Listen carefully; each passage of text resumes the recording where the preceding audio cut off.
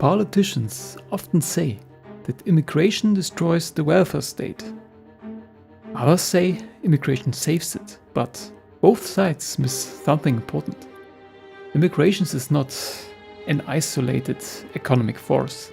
It only produces outcome inside institutions.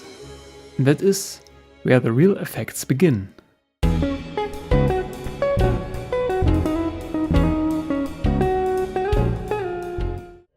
The public debate usually starts with the same question. Is immigration good or bad for the economy? But from a praxeological perspective, that question is too vague. It ignores the core of economics. People do not respond to labels or categories, they respond to incentives. So the real question is not who moves. The real question is what rules shape the choices once they arrive. Let us imagine two countries, Freelandia and Welfaria. Both start from the same conditions. They have the same productivity, the same technology and a similar population. Now, 1 million people immigrate into both countries. But the institutional setup is different. Freelandia has a relatively small state. There are almost no large welfare programs. There are no guaranteed transfers or extends public benefits. This means that if people want to consume, they must first produce income. When immigration increases the population, something very direct happens. Labor supply increases and firms immediately respond. They hire more workers. Wages adjust. New businesses enter the market. And investment flows into expanding production. This happens because prices signal scarcity and profit guides resources toward where demand increases. Now we look at Welfaria. Welfaria has a large welfare state.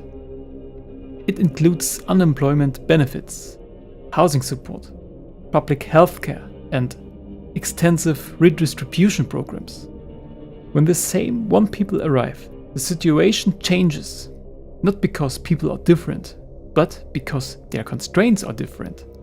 In Welfaria, income doesn't depend solely on employment. There are additional ways to sustain consumption. This changes the structure of decisions at the margin. Some people still immediately enter the workforce. Others do not face them urgency as in Freelandia. And that is enough to change aggregate outcomes over the time. In Welfaria, we can observe three concrete effects. First, some individuals delay entering the labor market because a basic level of consumption is already secured. Second, labor market pressure develops differently because not every participant is forced to accept employment immediately. Third, the state gradually becomes a more central allocation mechanism because more people interact with a system that distributes resources independently of market production. None of this is a moral claim. It is simply a description of how incentives shape decisions. In Freelandia, when population increases, demand for healthcare rises. Prices adjust, new providers enter and capacity expands.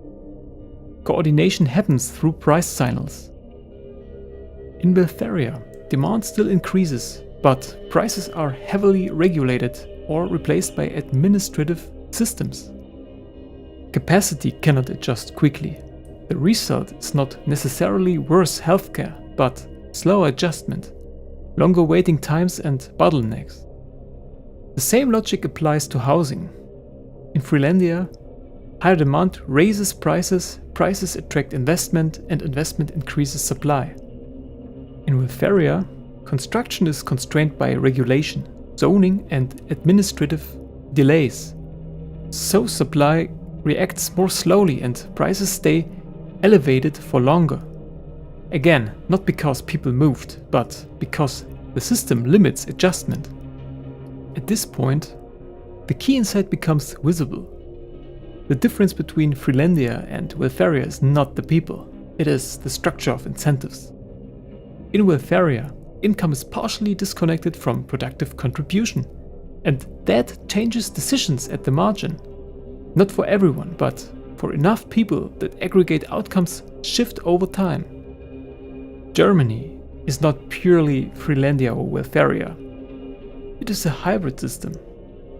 It combines a strong welfare state with regulated housing markets, a public healthcare system, and significant immigration. As a result, we observed mixed effects. Housing shortages in many cities, pressure on infrastructure, waiting times in parts of the healthcare system, and fiscal stress in certain areas. Not because of a single cause, but because multiple institutional forces interact at the same time. Argentina represents an interesting contrast. The reforms under Javier Milei are not primarily about changing people. They are about changing incentives, reducing subsidies, reducing price controls, reducing state spending, and increasing market coordination. Whether these reforms succeed or fail in the long run is still an open question, but from a praxeological perspective, the direction is clear. It is not behavior that is directly engineered, it is the rules under which behavior emerges. The real debate is not whether immigration is good or bad, and it is not whether the welfare state should exist or not. The real question is this: which combination of institutions creates consistent and sustainable incentives? Because immigration is not an independent economic mechanism, and the welfare state is not either. They both operate on the same layer. They both influence the same decisions, and that is why they cannot be analyzed separately. Economics doesn't begin with politics, it begins with incentives.